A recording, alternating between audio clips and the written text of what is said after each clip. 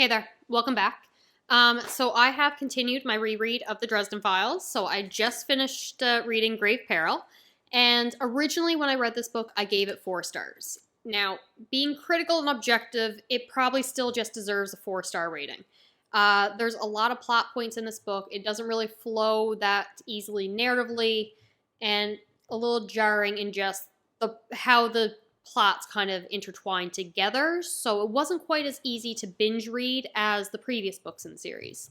That being said, at no point in time did I ever claim to be a critical reader or objective reader. I love the Dresden Files, and it's just so nice to read from past Harry and his relationship with Michael, the introduction of Thomas, the Red Court of Vampires, how they're making their moves. This is the book that really starts a narrative plot line with ramifications that carry throughout the season. This is kind of setting up that kind of stuff and the beginning of it. So it is a fantastic book. I'm giving it 5 stars because it is just, there's so many hilarious lines.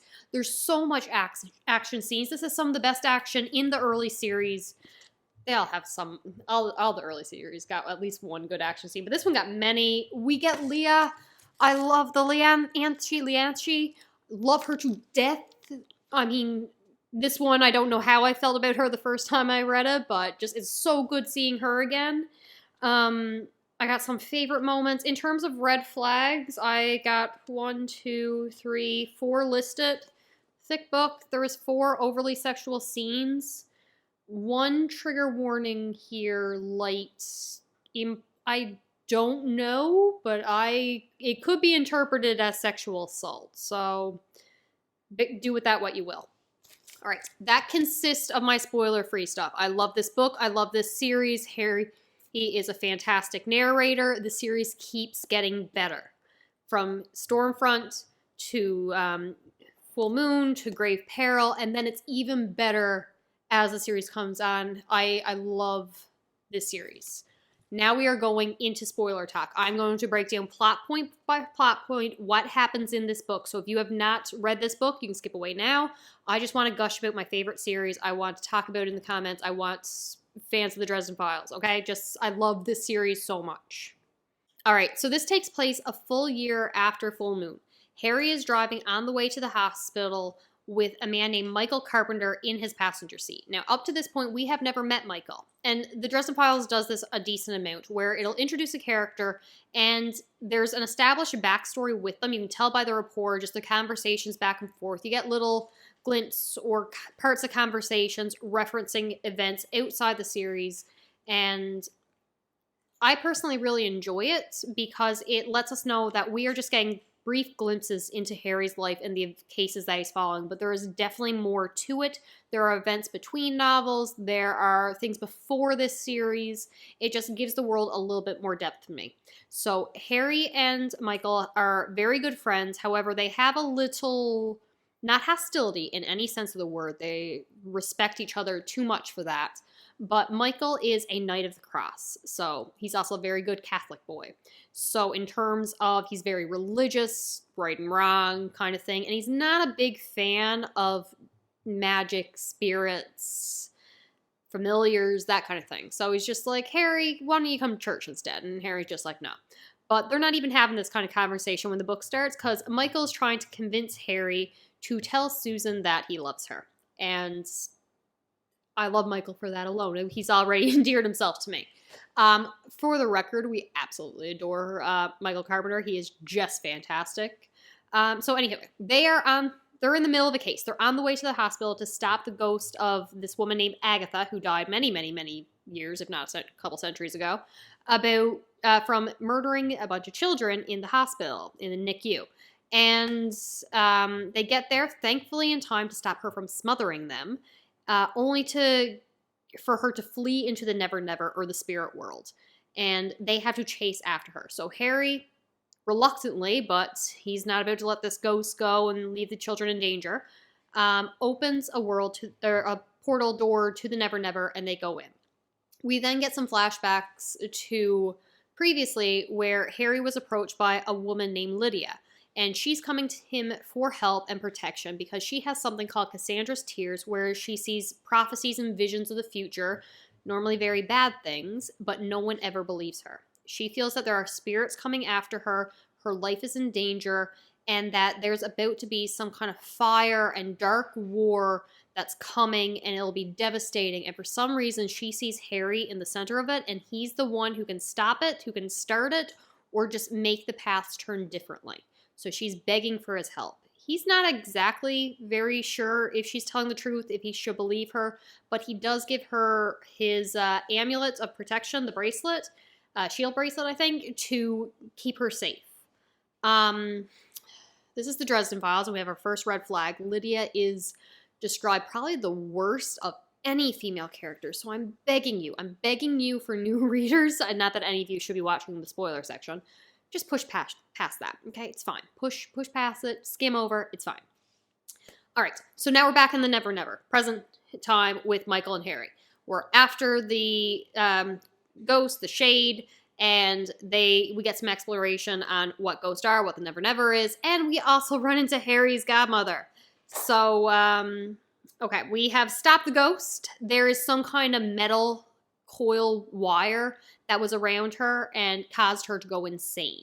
So this has been happening to a lot of spirits, and it's really riling them up. They don't know what's causing it. Introducing Harry's godmother, who promptly attacks them with hellhounds. Harry's godmother, the Leah, love her so much. Okay, Harry had made a deal with her for power back in the day. Get to the day later. And she has come to collect on this deal where she wants to take him and essentially turn him into one of her hellhounds to keep him safe. She has his best interests in mind. Keep him safe. It's just in her mind, her very, very, very twisted mind, the only way to keep her safe, keep Harry safe, is to turn him into a dog and like put him in a kennel where he can't hurt himself. Harry's not having any of this. Tells her that she shouldn't make deals with minors. Blasts something at her, makes her run for it, and they get away. Michael is mostly just upset that Harry used trickery to get away from his godmother, as he says, well, Harry lied, and we're the good guys. We're not supposed to do stuff like that. We're supposed to be more honorable. Harry brushed aside. They're back in the NICU, where they had broken in, caused a ruckus. Kids were all screaming. Nurses are concerned. Call the cops. They've been arrested. Charity Carpenter, God love her soul, bails out Michael. She is very heavily pregnant. This is his wife. Love her. She's not very happy with Harry because they have I did not keep track of them. They have many children at home, and she does not like it when Harry drags Michael into danger because she feels that Michael really only gets hurt when Harry gets involved, and she's very protective of her husband. She doesn't want anything to come to him, any harm to come to him. Susan, of course, comes to bail out Harry, and they have a very touching moment where Harry apologizes for being so distant with her, not making dates, distance probably the best way to describe it, just that his work's important and people's lives are in danger. Susan, of course, knows what Harry does for a living, believes he's a wizard, knows magic is real, believes it. Not just knows it, but understands and believes it, which is why I think I like her character so much. There's never really much questioning, other than she wants to learn more and be a reporter about it. But she admits in a very good moment of vulnerability that she wishes that she could be that important in his life. And Harry's immediate response is, don't you ever think that you are not important to me. And that's just very sweet. They go back to his place, spend the night together. Very touching moment. While I will never praise Jim Butcher for writing good romantic relationships, he did a good job in these early seasons or series to make me feel connected and rooting for Harry and Susan's relationship. All right, so on the way back to the apartment, just before they spent night together, they got sort of ambushed by a group of vampires, just the two vampires. These are Red Court vampires, Kyle and Kelly, there you go. They're siblings, and we hate them. They're inviting Harry as a member or representative of the White Council to see Bianca, the vampire from the last book. Ascension, promotion, whatever. She's moving up in ranks in the Red Court and is having a party and is inviting all magical community members, especially those in the area, to it. So she had to extend an invitation to the White Council. things will be held under hospitality rights, meaning she can't attack them or kill them, and they can't be bad guests by attacking her. Harry, of course, says he's not going. Susan wants to go because, hey, I could interview a vampire. And Harry's just like, yeah, they would eat you. All right, they go inside, and Harry ends up having a nightmare about the man who was raising him after his parents died, Justin. There's no one in this series I hate more than Justin. I don't think. Justin D'Amour. We'll get to him in later books. Harry sees him burning to death in his dreams, and I could read that over and over again. I want him to burn in every book. Harry wakes up, Michael comes in and explains that Lydia went to Father Fort Hill, and is now missing. Something had attacked the church. So him and Michael go to the church. She's, of course, gone.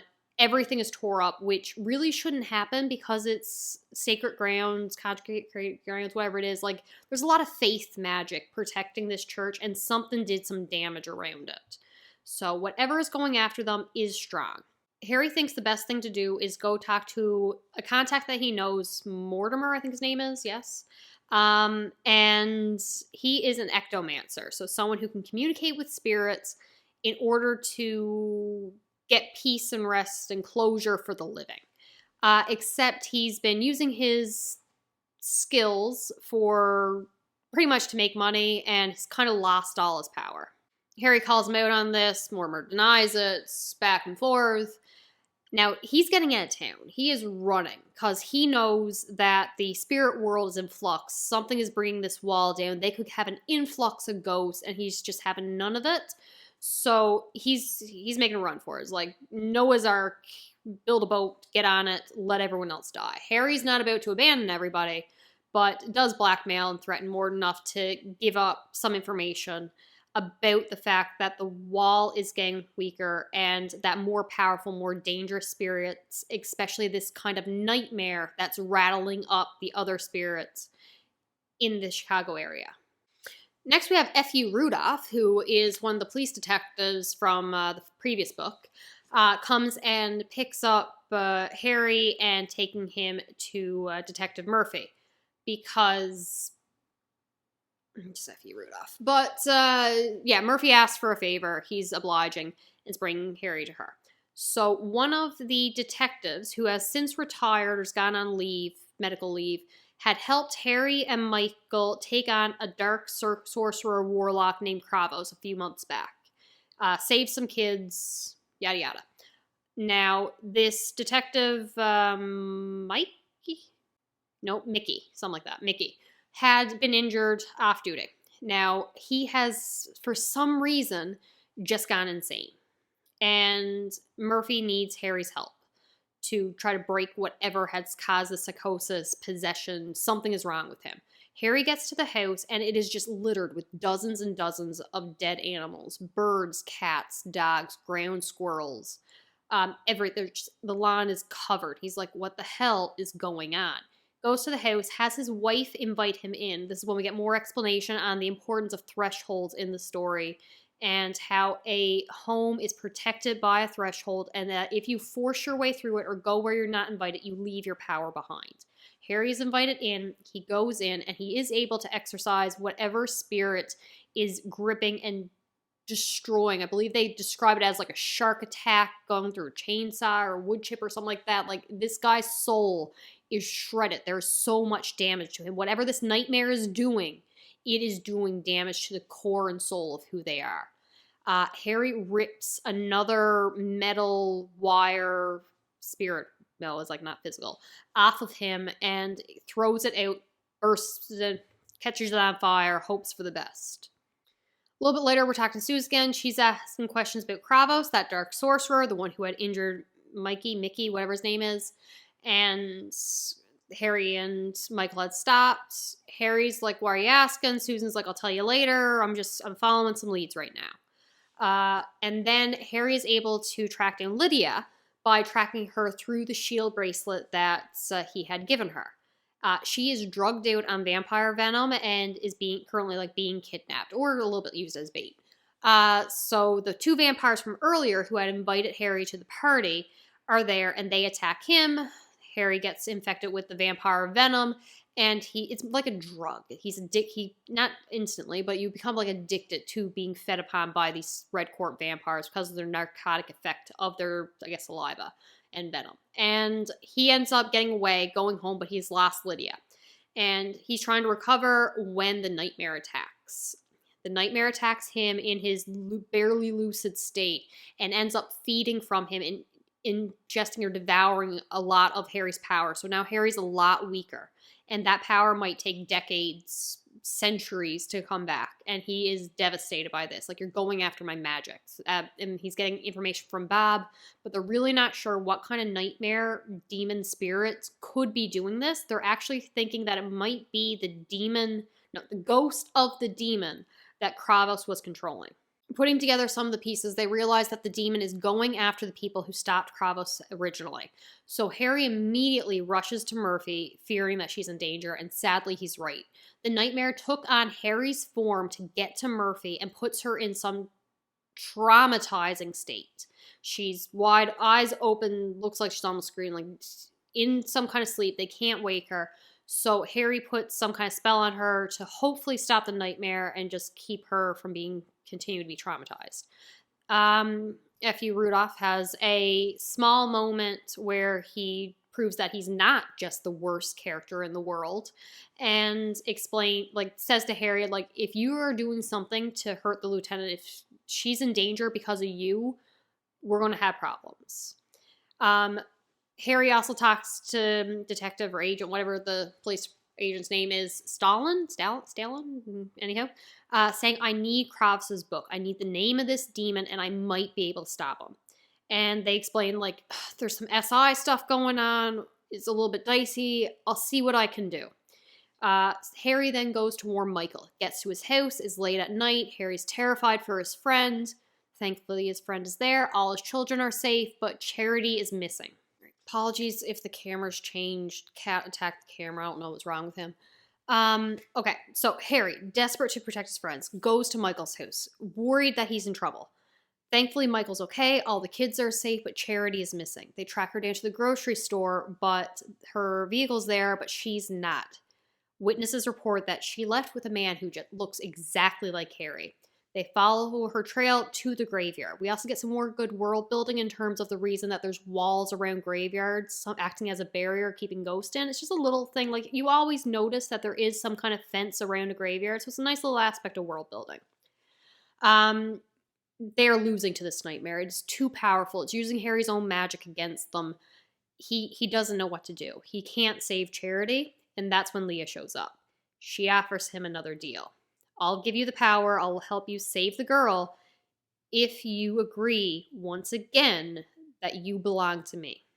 And he has to go with her tonight. Harry makes the deal. Leah points out the running water, and Harry is able to use that to vanquish the nightmare, at least temporarily. But he knows Charity's still in danger. Also, she went into labor when all this was happening, because of course she did. Michael and Harry need to get her to the hospital, but Leah says, hey, we just made a deal. You're not going to cross me twice. Michael is holding his pregnant wife. Harry has picked up Amaracus, the sword of the Knights of the Cross, Michael's sword. It is a very powerful weapon in this world. It contains one of the nails used in the crucifixion of Jesus, supposedly, but the faith that it is and the belief is what gives it power. And Harry uses it to attack Leah, despite or not hearing Michael's protest, or hearing it too late. And when the sword is used in this way against its chosen purpose, it's not being used to defend, it's used to betray somebody. The sword's at risk. So Harry ends up having to drop the sword, and Leah is able to pick it up and steal it away. They have now lost the most powerful weapon that they have. They get Cherry to the hospital. The doctors wrongfully believe that Michael is an abusive husband and is responsible for this. The baby is not thriving. Something is wrong with the child. He doesn't know what to do. And Harry convinces him that there's nothing you can do here. You have to come with me. We have to stop this nightmare. Harry had gotten the Crofts's book from one of the detectives, and the detective had told him plain and simply, listen, take this book. It was in evidence. I will see to it that it's all evidence of it's gone. If you can use this to save Murphy, do it, but make sure you destroy this afterwards. It cannot be found. Like, your fingerprints can't be on it. Don't ask questions because I can't tell you. And Harry's just like, cool, I'll use the book. I'll save Murphy. I'll stop the nightmare. We're all good. So, him and Michael back at his place. Harry's doing like an trying to summon the demon that's doing this, but he's not able to really bring him forward. Someone pulls him away, but Harry is able to bind him in a sense to keep him from going after his intended victims of his friends by putting a target on himself. So now the nightmare has to kill Harry first before it can go after all his targets. Harry also reasons that this can't be a coincidence, that it's happening the same time as Bianca's party, and the person who summoned the demon is likely at Bianca's party. So Harry and Michael go to the party of vampires, and this is a costume party. Michael, of course, just goes as a knight, while Harry chooses to go as the cheesiest vampire you can imagine. Fake fangs, bad makeup, the cloak, it's just cheesy as hell. He just wants to get a rise out of the vampires. I don't really think there's a strategic purpose to this. He just wants to piss them off. And I think that's a good strategy. It's a very Harry thing to do. It's here we're introduced to Thomas and Justine. Red flag number 2 in just everything concerning Justine. But we're going to step past that for the time being. We love Thomas. The train wreck that he is. He is a white court vampire, different than the red court, obviously.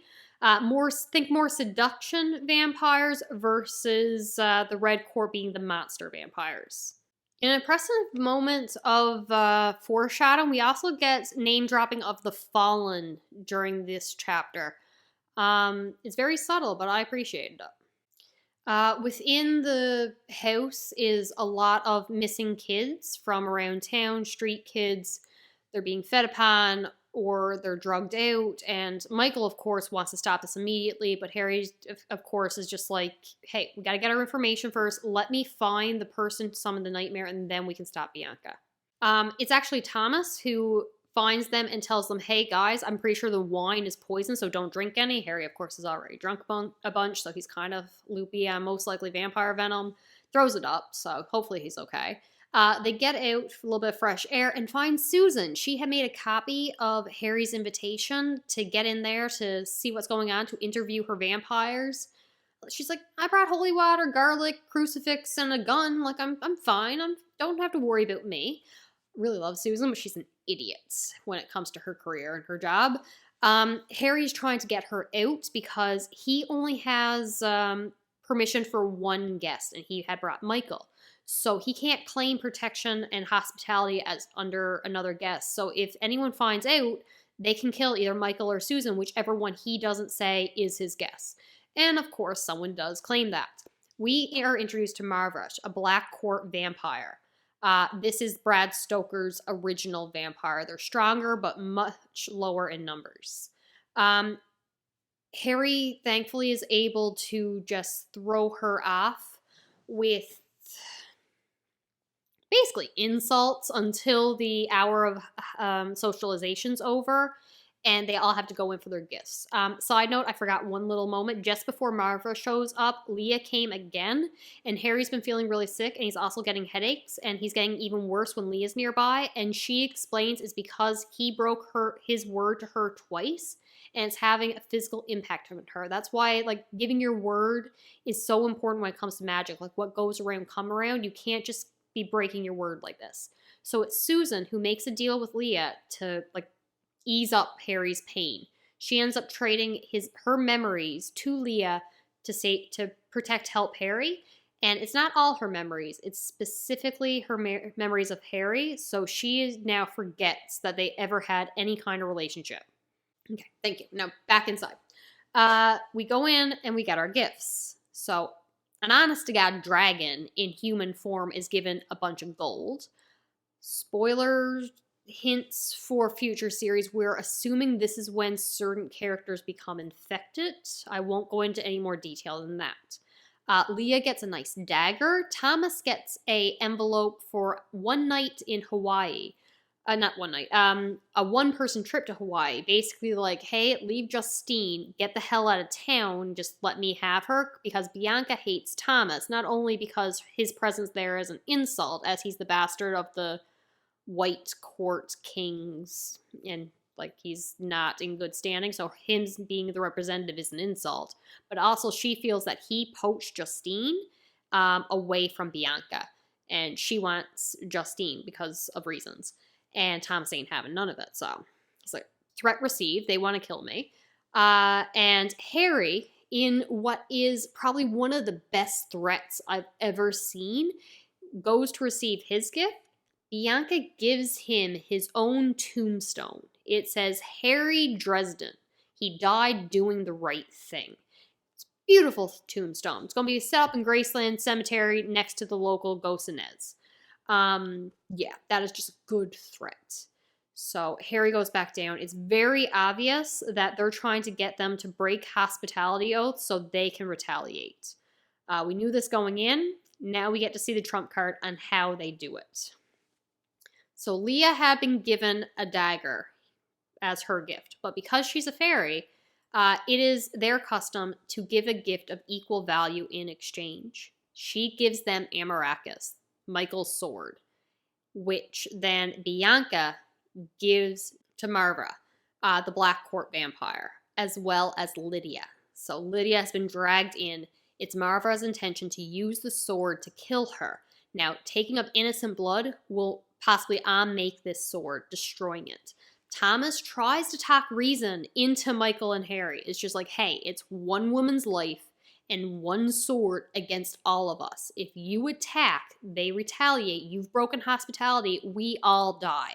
Because Thomas is like, Bianca wants me dead. I'm going to team up with you. Justine had to blackmail Harry a little bit to get him to agree to work with and protect Thomas. But they're on the same side at this particular moment. It's a very easy choice for both Harry and Michael. They immediately attack. They're like, nah. So despite Thomas's reservations, he falls into step immediately alongside them. They fight the vampires. They're winning. Susan takes her bottle of holy oil, holy water, tosses it up in a spotlight to half vaporize one of the vampires in the mist, and then proceeds to shoot him repeatedly with her gun. Like, she came prepared, and she is fighting. I love Susan. Sadly, things take a bad turn when Justine is captured by Bianca, and Bianca offers a deal to Thomas. I will let you and Justine go. I will not retaliate against you if you give me Harry and them. And Thomas chooses Justine. So he tosses Susan into just a swarm of vampires and steps aside, allowing them to attack Harry and Michael. Bianca, of course, immediately betrays Thomas and has him be attacked as well. But we see what happens when Harry just loses his temper and fights for Susan. They had Susan and it was all my fault. I hadn't listened to her when I should have. I hadn't protected her. And now she was going to die because of me. I don't know how that realization would make someone else feel. I don't know if the despair, if the self-loathing, and the helpless fury would crumble them like too brittle concrete, or melt them like dirt lead, or shatter them like cheap glass. I only know what it did to me. It set me on fire. Fire in my heart, in my thoughts, in my eyes. I burned down deep in my gut, burned in places I hadn't known it could hurt. I didn't remember the spell or the words I said, but I did remember reaching for that pain. I remember reaching for it and thinking that if we had to go, then so help me God, weakened or not, hopeless or not, I was going to take these murderous, blood-sucking sons of bitches with me. I would show them that they couldn't play lightly with the powers of creation, of life itself, that it wasn't smart to cross a wizard of the White Council when someone had stolen his girlfriend. I think Michael must have sent something and taken the girl from my arms, because the next thing I remember is thrusting my hands towards the night sky and screaming, Fuego, Pyro Fuego, burn you greasy bat-faced bastards, burn. I reached for fire and fire answered me. He torched this house. Everyone in it. 11 people were confirmed dead by fire department later, and there had to have been more bodies. Harry knows this. He we're going to, we see what happens when Harry's angry. Let's put it this way, like, bodies reduced to dust, nothing left. The fact only 11 were found was impressive. Michael ends up dragging Harry out. It's Leah who leads them to safety, possibly some part by prayer and God, but they get out. Michael, despite being extremely injured, his wife still being in the hospital, his baby's condition not looking good, stands guard and protects them for the next night and a half. Harry regains consciousness, and that's when the guilt gets him. He knows that he killed innocent people in this fire. He knows he lost control, that the rage got to him, and the dangers and darkness inside him, and what he is capable of, and it terrifies him. He doesn't know where this power came from. But he doesn't have time to be angry with himself right now, because he still needs to stop Bianca. Thomas comes to the house, offers somewhat of an apology for just betraying them the night before, but explains that Susan and Justine are still alive and they're both being held captive. And even if he doesn't trust them, just know that he wants to get Justine to safety. Lydia then wakes up, and she is possessed by the nightmare. More trying to exorcism doesn't work when they use the name of the demon that Kravos summoned. Harry pieces together what's actually going on, and Thomas uses his white court vampire stuff to kind of seduce, distract Lydia, and Harry exorcised the demon, but this time using Kravos' name. It turns out this is not actually the ghost of the demon Kravos was summoning, it's the ghost of Kravos, who Harry thought was still alive, but Murphy and Susan had both knew was actually dead. That's what the SI investigation was about. It's what Susan's investigation was also for. So this time it's Harry's friends keeping secrets from him. All right, so to get to Bianca's house, Harry, Thomas, and Michael go through the Never Never, led by Bob, the skull, thinking they can sneak in through, like, quote-unquote, a back door. They run into Leah again. She, of course, tries to kidnap Harry. They trick her and instead bargain for 1 more year before she lays claim to Harry's soul. And this is done by Harry taking poison, because he's like, hey, I just poisoned myself, so if you want me to go with you, you'll have about a couple hours before I'm throwing up blood, and I'll be dead in a week, and then I'm lost to you. Or you can let me take an antidote now, and I might make it to a hospital, and they might be able to save me, but you gotta wait a year before you can come after me. So she takes the deal, and kind of attacks Harry and Thomas and Michael, but it's besides the point. So Thomas can't be trusted. Michael's too weak to continue on, so they kind of stay holding off Leah, guarding the retreat. Harry goes on.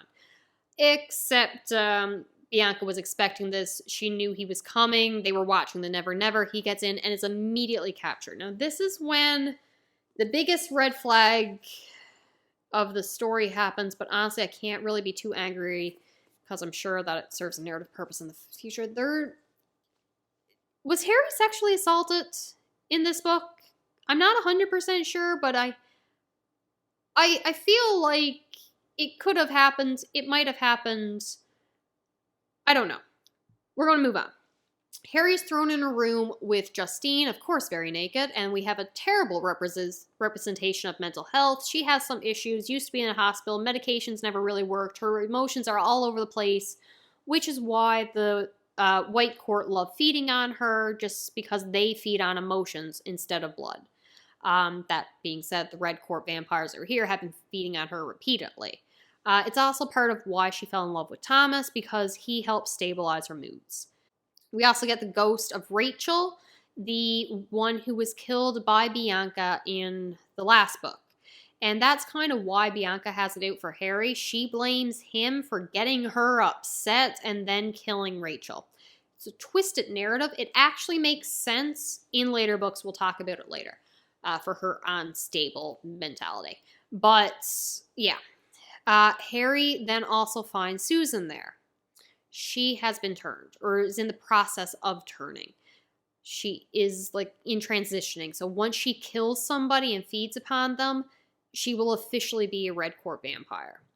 Harry's able to break the mentality that she's in and regain the memories that Leah had taken from her using magic, and finally admitting that he loves her. It's cheesy and it doesn't matter. It's adorable. Let me have this moment, okay? It's cute. They then make a plan to go after Kravos. Bear with me and let me rant. Okay, so Harry goes into the dream, Kravos attacks, and then a second Harry shows up and attacks them, so they double team him. Where does second Harry come from? Now, past Jessica thought this was Harry's subconscious, who's an established and important character in this series. And I thought they were fighting in Harry's dream.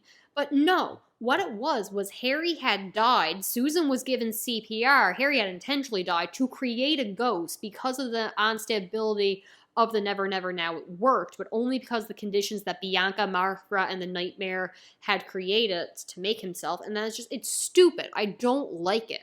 It should have been a subconscious. I don't understand why it was his ghost. But anywho, they team up and take on Kravos. And then a very disturbing scene happens. Where's the scene? You think you're the only one who can play in dreams, Kravos? If I'd been ready for you last time, you'd have never been able to do to me what you did. My face twisted, my mouth extended into a muzzle. This time I'm ready. You're in my dreams now, and I'm taking back what's mine. I tore into his guts. I ripped him open with my claws. I wolfed into his vitals just as he had me. Bits of him flew freely, dream blood splashing, dream vitals screaming. I tore and worried and gulped down bloody meat. He screamed and fought, but he couldn't get away. I tore him to pieces, devoured him, blood hot, sweet, rushing on my tongue, ghost flesh hot and good, easing the ache of emptiness inside me. I ate him all up. As I did, I felt power, surely, confident, all of it rushing back inside me. My stolen magic came raging back to me, filling me like silver lightning, tingling almost painfully as it rushed as I took back what was mine. I didn't stop there. My ghost fell away, and I kept going, kept tearing, Kravos apart, gulping down the pieces. I got to his own power when I ate his heart. Red, livid power, vital and primitive and dangerous. Kravos' magic had been for nothing but causing harm. But I took it. I had plenty of harm to start causing. Okay, so Harry got a little bit of a power boost, and again, fueled with rage. He gets out of there and torches the two vampires from The Invitation, and Kyle and Kate, whatever their names are. No one cares. They are dead. Slaughtered.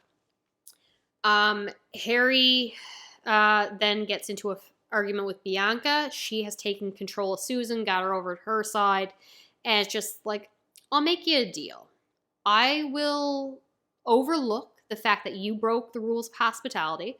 I'll overlook that you killed my people and all the trouble that you've caused. And I will not declare war between the Red Court and the White Council. In exchange for letting you leave, you let me have Susan. She stays with me, no contest. Harry chooses war. He chooses Susan as she is, as in transitioning as to a vampire, and he declares war on the Red Court for hurting his girlfriend. In the end, he ends up winning by summoning and bringing forth all the ghosts and spirits, including Rachel, of the ghost of everyone harmed by the Red Court, forgotten, not laid to rest. It's a powerful scene where they all just come swarming in, attack the Red Court. It's Rachel who finishes off Bianca, or holds Bianca as Harry finishes them off. The house sinks into the ground, and they're more or less okay. Murphy is traumatized by everything that she's been through. Thankfully, Charity and the baby's okay. They named the baby after Harry. And Harry, of course, admits to Susan that he loves her, wants to be with her. He even proposes. And she turns him down. Says, you're too much a temptation. I love you so much. I will kill you in the form that I am, and I have to leave. So she goes off. Harry swears that he will find a cure for this vampire form she's in. And that's now like his life mission. He's like, I need to be able to turn her back into human. It's very sad. His friends are there for him. And then he's aware of the White Council coming to Chicago as they are now at war with the Red Court. And that is where this book ends. I really enjoy Great Peril. I like what it sets up. I can't wait to read the next book. I love the Dresden Files so much. This one really solidified anger and hatred and the darkness inside Harry, and he was so traumatized by the people that he killed in this book, and he's going to get in some trouble for it. There are ramifications that are paid off later on in the series. This set up a lot of important things, or at least name dropped some important things moving forward. So Jim Butcher definitely had a lot of things figured out, or at least knew where some things were going, even in the early books. And I love that for the series. All right, I will talk to you later. Bye.